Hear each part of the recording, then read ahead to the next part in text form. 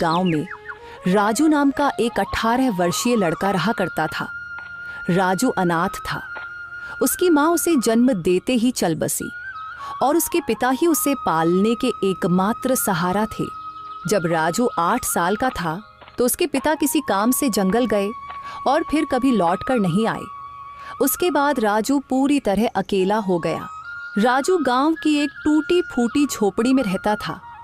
उसके घर के पास ही गांव का सरपंच और उसकी पत्नी रहते थे। उनकी अपनी कोई संतान नहीं थी, इसलिए राजू के माता पिता के गुजर जाने के बाद उन्होंने ही राजू को पाला। ये लो राजू बेटा, ये खाना खा लो और अगर कम पड़े तो मुझसे आकर ले लेना। अरे मौसी, मैं कब तक आपके ऊपर बोझ बनकर बैठा रहूंगा? अब तो मुझे शर्म आती है। अरे बेटा, ये तुम कैसी बातें कर रहे हो? अगर तुम हमारे अपने बच्चे नहीं हो तो इसका मतलब थोड़े ना है कि तुम हम पर कोई बोझ हो। आगे से ऐसी बात मत करना। चुपचाप ये खाना खाओ। यह कहकर सरपंच की पत्नी सीमा वहां से चली गई। राजू ने आराम से खाना खाया। खाने के बाद जब वह झोपड़ी से बाहर निकला तो सामने ही सरपंच दिखाई दिए। राजू ने उन्हें देखा और सीधे उनके पास जा पहुंचा। राजू बेटा, खाना खा लिया है ना? जी सरपंच साहब, अभी अभी मौसी खाना देकर गई थी और मैं वही खाकर घर से निकला हूँ। हाँ, अच्छा किया। अब तुम बड़े हो गए हो बेटे, अपना ख्याल रखना सीखो। जी सरपंच जी, 8 वर्ष की उम्र से लेकर अब तक आप ही मेरा ख्याल रखते आए हैं, पर अब मुझे शर्म आने लगी है। अब मैं कुछ काम करना चाहता हूँ।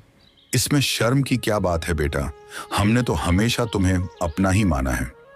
लेकिन अगर तुम्हारा मन फिर भी कुछ करने का है तो सुनो, गांव के पास वाला जंगल अब पहले जैसा खतरनाक नहीं रहा। चाहो तो वहां जाकर लकड़ियां काट सकते हो या शहद इकट्ठा कर सकते हो। जी सरपंच जी, मैं कल ही जंगल जाऊंगा।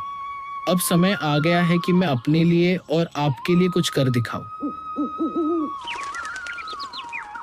अगले दिन राजू एक कुल्हाड़ी लेकर जंगल की ओर चल पड़ा। कुछ ही देर में वह जंगल पहुंच गया। जंगल में कदम रखते ही उसने सोचा, कुछ भी कहो, सरपंच जी ने बचपन से लेकर अब तक मेरी बहुत मदद की है। अब समय आ गया है कि मैं अपने पैरों पर खड़ा होकर दिखाऊं और अब मैं उनकी सेवा करूं ताकि उन्हें अपनी संतान की कमी महसूस ना हो और वे हमेशा खुश रहें। अभी राजू ये सोच ही रहा था कि अचानक उसकी नजर एक कोयल पर पड़ी जो उसे बड़े ध्यान से देख रही थी। अरे, यह कोयल मुझे इतनी गौर से क्यों देख रही है? इसका आकार तो बाकी कोयलों से बड़ा है और देखने में भी यह कुछ डरावनी लग रही है। राजू ने अभी इतना ही कहा था कि तभी कोयल उड़ती हुई उसके पास आ गई और इंसानी आवाज में बोली, मैं तुम्हें भली भांति पहचानती हूँ। तुम्हारा नाम राजू है और तुम मोहन के बेटे हो। कोयल को बोलते हुए देखकर राजू बहुत डर गया और बोला, ये कैसे मुमकिन है? तुम तो कोयल हो, फिर इंसानी आवाज में कैसे बात कर रही हो? शायद ये मेरी आंखों का धोखा है। भला कोई कोयल इंसानों की तरह बोल सकती है? नहीं, यह तुम्हारी आंखों का धोखा नहीं है। मैं सचमुच बोलने वाली कोयल हूँ। असल में मैं भी कभी इंसान थी, लेकिन एक तांत्रिक ने मुझ पर श्राप दे दिया और मैं कोयल की शक्ल में बदल गई। मैं तुम्हारे पिता के रहस्यों के बारे में सब कुछ जानती हूँ। वे कुछ समय पहले जंगल गए थे और फिर कभी वापस नहीं आए। अरे, न जाने कौन हो तुम। मैं ऐसे कैसे तुम्हारी बात पर विश्वास करूं? कभी सोचा है तुमने? तुम पिछले कई वर्षों से बिना पिता के रह रहे हो, लेकिन गांव में कोई भी तुम्हारे पिता के बारे में बात नहीं करता। तुम्हारी कोई मदद नहीं करता सिवाय तुम्हारे गांव के सरपंच के।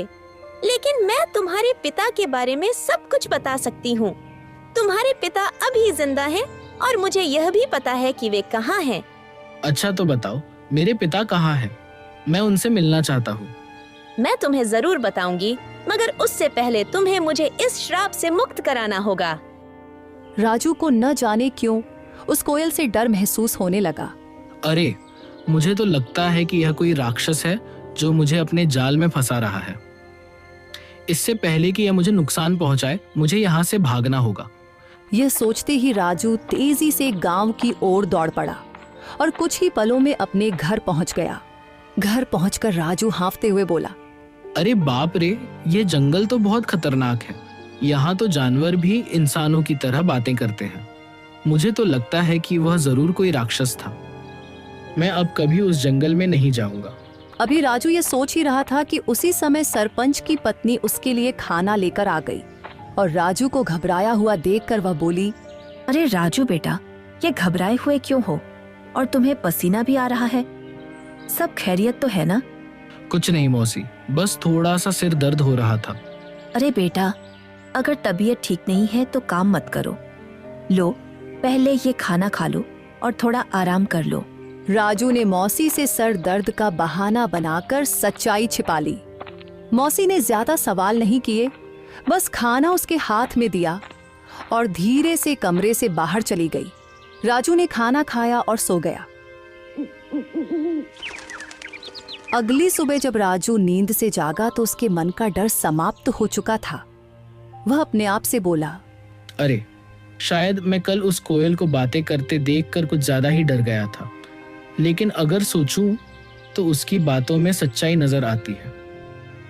वह कोयल मेरे पिताजी के बारे में जरूर कुछ जानती है और यह भी सच है कि गांव में कोई मेरे पिताजी के बारे में बात नहीं करता।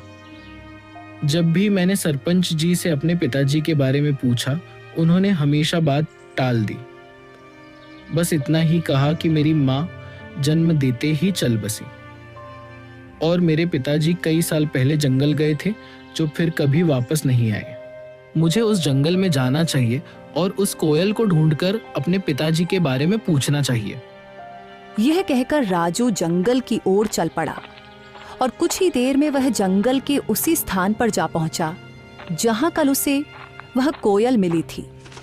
वह कोयल वहां पहले से ही मौजूद थी और राजू को देखकर उड़ती हुई सीधा उसके पास आ गई। मुझे पता था कि तुम जरूर आओगे, क्योंकि तुम भी अपने पिताजी मोहन की तरह ही बहादुर हो। मैं सिर्फ इसी वजह से आया हूँ क्योंकि मुझे अपने पिताजी से मिलना है।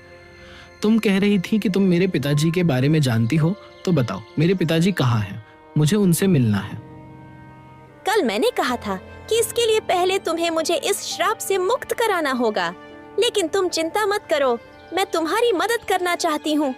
तुम मुझे अपना दोस्त समझो। मैं जानती हूँ कि तुम बचपन से ही गरीबी से जूझ रहे हो और कभी कभी इस बात पर तुम्हें शर्म भी आती है। यह सुनकर राजू उदास होकर बोला, हाँ, तुम बिल्कुल सही कह रही हो। मैं सचमुच गरीब हूँ।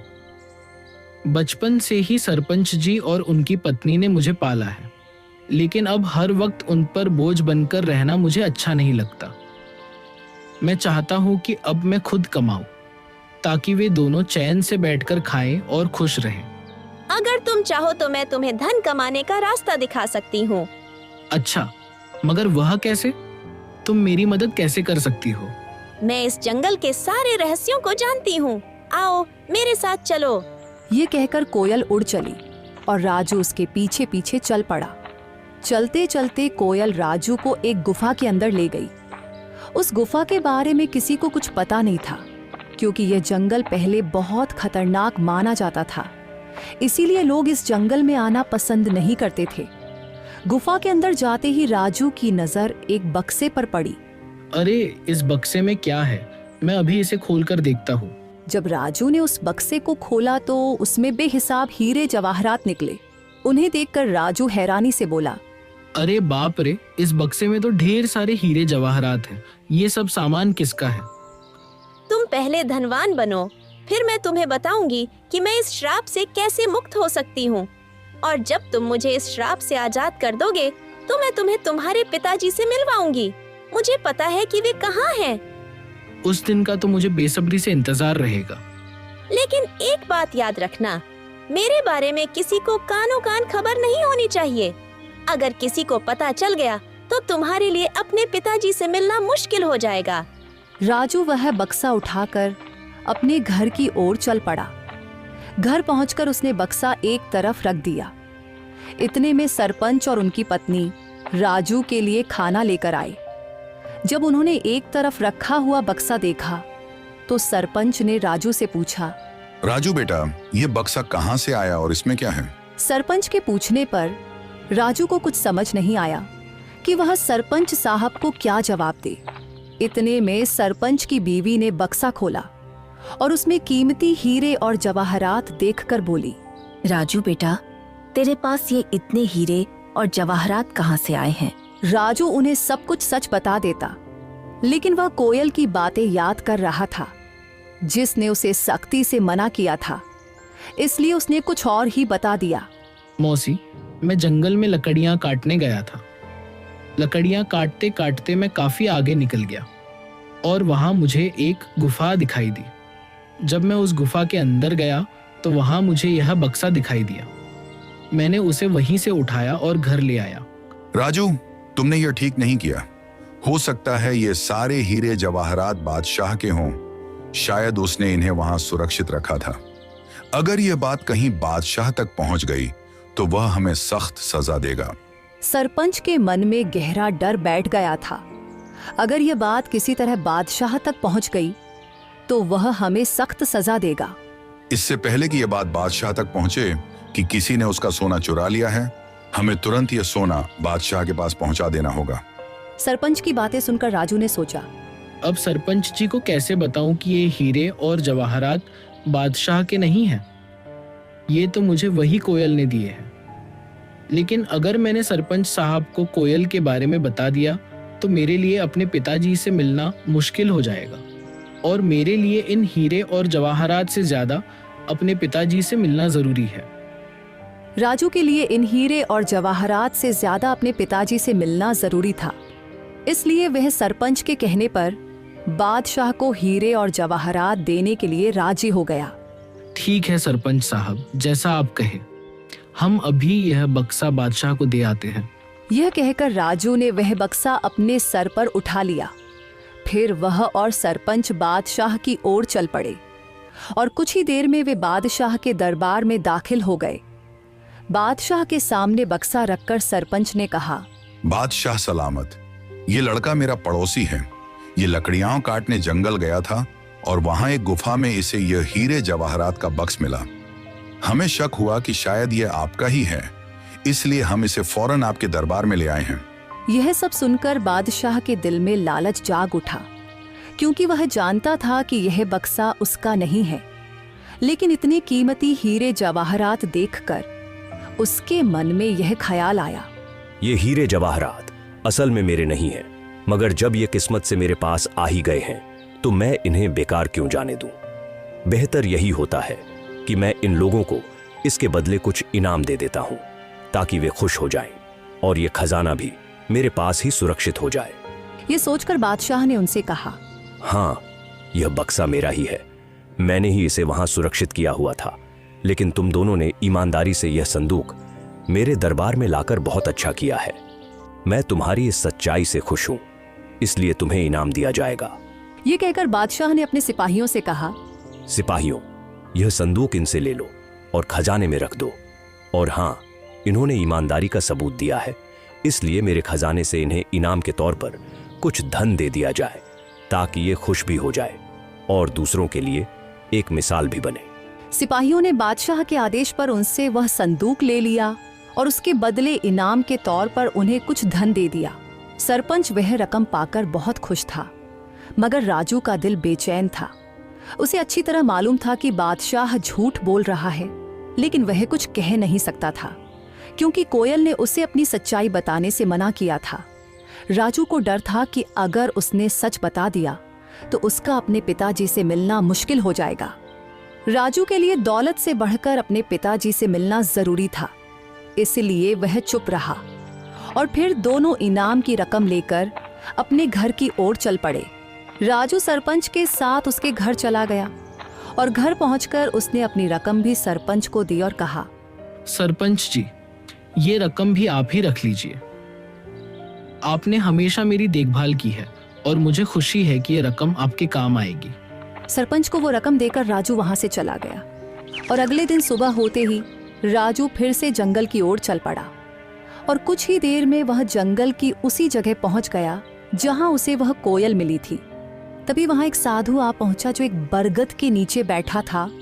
उसने राजू से पूछा, अरे बेटा, तुम कौन हो और इस जंगल में क्या कर रहे हो? मैं मोहन का बेटा हूँ और मैं इस जंगल में आता जाता रहता हूँ। ये सुनकर साधु चौंक तो गया मगर कुछ नहीं बोला और चुपचाप वहां से चला गया। साधु के जाते ही कोयल उड़ती हुई वहां आ पहुंची। वह साधु तुमसे क्या कह रहा था? कुछ नहीं, वह बस पूछ रहा था कि तुम कौन हो और यहाँ क्या कर रहे हो। मैंने बताया कि मैं मोहन का बेटा हूँ और यहाँ आता जाता रहता हूँ। यह साधु असल में एक धोखेबाज है। उसने सिर्फ साधु का वेश ओढ़ रखा है, लेकिन अंदर से वह एक शैतान है। मुझे उस साधु से कोई मतलब नहीं है। मुझे सिर्फ तुम और अपने पिताजी की परवाह है। बस तुम बताओ कि मैं तुम्हें उस श्राप से कैसे मुक्त करवा सकता हूँ। अच्छा, तो चलो फिर मेरे साथ। वह राजू को एक गुफा के अंदर ले आई जहां एक शीशे की बोतल पड़ी थी जिसमें जल भरा हुआ था। कल पूर्णिमा की रात है। तुम्हें आधी रात को इसी जगह आकर आंखें बंद करके उस बोतल को तोड़ना होगा। बोतल टूटते ही मैं शराब के प्रभाव से मुक्त हो जाऊंगी और फिर तुम्हें यह राज बताऊंगी कि तुम्हारे पिता कहाँ हैं। क्या मैं इस बोतल को अभी तोड़ दूं? नहीं, कल पूर्णिमा की रात है। तुम इसे सिर्फ कल ही तोड़ सकते हो। इतना कहकर वह कोयल वहां से उड़ गई और राजू भी अपने घर की तरफ चल पड़ा और दूसरी तरफ वह साधु छुपकर उन दोनों की बातें सुन रहा था। वह भी राजू के पीछे चल पड़ा। जब राजू अपने घर के करीब पहुंचा तो उसने साधु को अपने पीछे आते देखा और वहीं रुक गया। साधु करीब आकर राजू से बोला, मैंने अपनी आंखों से देखा है कि तुम कोयल से बात कर रहे थे। देखो, तुम इस कोयल को नहीं जानते। वह कोई साधारण कोयल नहीं है। मैं सब जानता हूँ, लेकिन वह कोयल मेरे पिताजी के बारे में जानती है और मैं किसी भी कीमत पर अपने पिताजी को पाना चाहता हूँ। तुम्हारे पिताजी अब इस संसार में नहीं रहे। वह कोयल तुम्हें फंसाकर श्राप से मुक्ति पाना चाहती है। यह सुनकर राजू क्रोधित हो गया। अरे साधु महाराज, मैं साधुओं का सम्मान करता हूँ, मगर तुम्हारे जैसे पाखंडी साधुओं का नहीं। याद रखो, इसके आगे मैं एक भी शब्द बर्दाश्त नहीं कर सकता। बेहतर है चुपचाप यहाँ से निकल जाओ। साधु कुछ कहने ही वाला था कि राजू ने उसे धक्का दे दिया और कहा, चले जाओ, वरना तुम्हारे लिए अच्छा नहीं होगा। यह कहकर राजू अपने घर चला गया और दूसरी तरफ सरपंच और उसकी बीवी जब अपने घर से निकले तो उनकी नजर साधु पर पड़ी। वे दोनों साधु के पास आए और सरपंच ने साधु से कहा, अरे साधु महाराज, आप यहाँ क्या कर रहे हैं? मैंने राजू को सच्चाई बताने का प्रयास किया, लेकिन वह सुनने को तैयार ही नहीं हुआ और वह उस कोयल को श्राप से मुक्त करवाना चाहता है। अगर वह कोयल अपने श्राप से मुक्त हो गई तो गांव में तबाही आ जाएगी। गांव का एक भी व्यक्ति जीवित नहीं बचेगा। हाँ, बिल्कुल सही, लेकिन राजू सुनने के लिए तैयार ही नहीं है। साधु महाराज, आप चिंता मत करें, मैं अभी राजू को समझाता हूँ।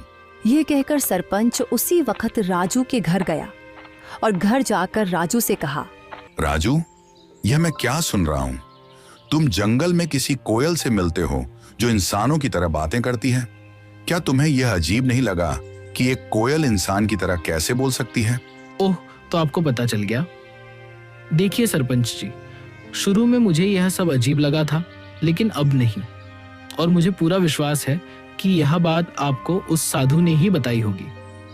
देखिए सरपंच जी, 8 साल पहले मेरे पिताजी रहस्यमय ढंग से लापता हो गए थे और वह कोयल जानती है कि मेरे पिताजी कहाँ हैं।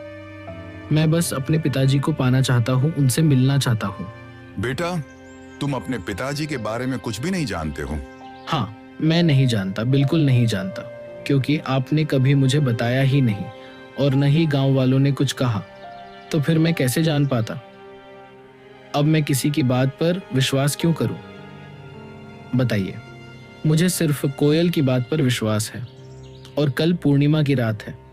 कल मैं उस कोयल को श्राप से मुक्त कर दूंगा और वह कोयल श्राप से आजाद होकर मुझे मेरे पिताजी से मिलवाएगी। इतना कहकर राजू गुस्से में घर से बाहर निकल गया। राजू, मेरी बात सुनो। राजू, रुको।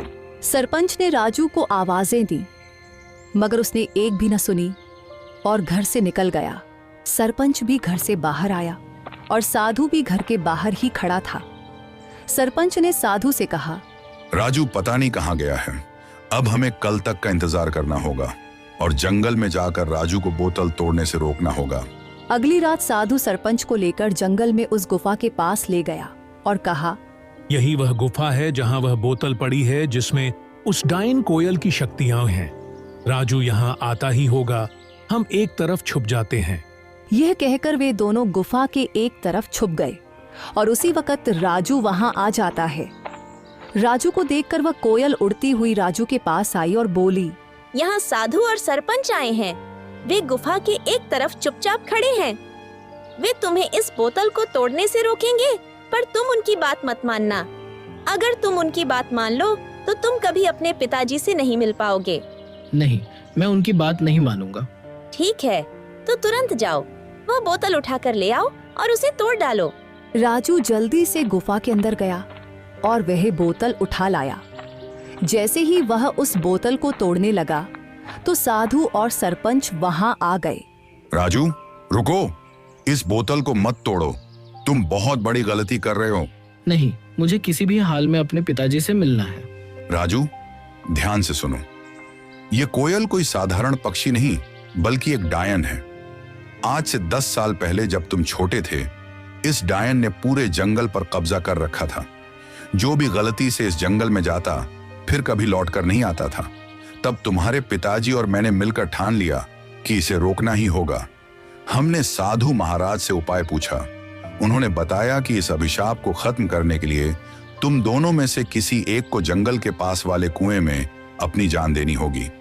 तुम्हारे पिताजी बहादुरी से आगे आए और यह बलिदान स्वयं देने का निश्चय किया। उन्होंने कुएं में छलांग लगाई और साधु महाराज ने उस डायन की सारी शक्तियां एक बोतल में कैद कर दी और उसे कोयल में बदल दिया। इस तरह यह जंगल सुरक्षित हो गया। मगर यह राज हमने किसी को नहीं बताया। गांव वाले कुछ नहीं जानते। ये बात सिर्फ मुझे और साधु महाराज को मालूम थी, इसलिए हमने तुम्हें भी कभी नहीं बताया। लेकिन अगर तुमने ये बोतल तोड़ दी तो ये फिर से अपने असली रूप में आ जाएगी। ये सिर्फ उसकी एक चाल है। ये लोग झूठ बोल रहे हैं। सच्चाई वही है जो मैं कह रही हूँ। अगर मेरे मन में कोई चाल होती तो मैं तुम्हारी मदद क्यों करती? क्या गांव वालों ने कभी तुम्हारी मदद की? नहीं।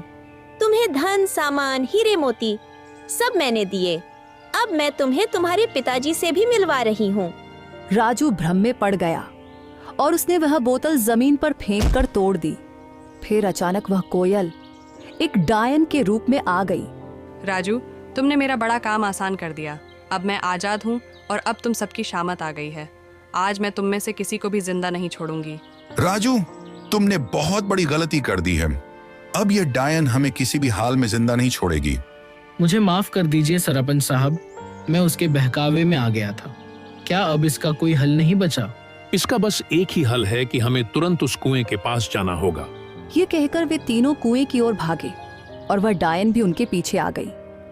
वहां पहुंचकर साधु ने कहा, अगर तुम इस डायन से छुटकारा पाना चाहते हो तो तुम दोनों में से किसी एक को उसी कुएं में छलांग लगाकर अपनी कुर्बानी देनी होगी। साधु की बात सुनकर राजू तुरंत बोला, ये मुसीबत मैंने खुद मोल ली है, इसलिए इससे मुक्ति भी मैं ही दिलवाऊंगा। यह कहकर राजू ने कुएं में छलांग लगा दी और अपनी जान कुर्बान कर दी। साधु ने तुरंत डायन को फिर से एक कोयल के रूप में बदल दिया, मगर इस बार उसके पास इंसानों की तरह बोलने की शक्ति भी नहीं रही। सरपंच को राजू के जाने का बहुत दुख था, मगर वह क्या कर सकता था। इसलिए वह घर लौट आया और धीरे धीरे फिर से हंसी खुशी जीवन बिताने लगा।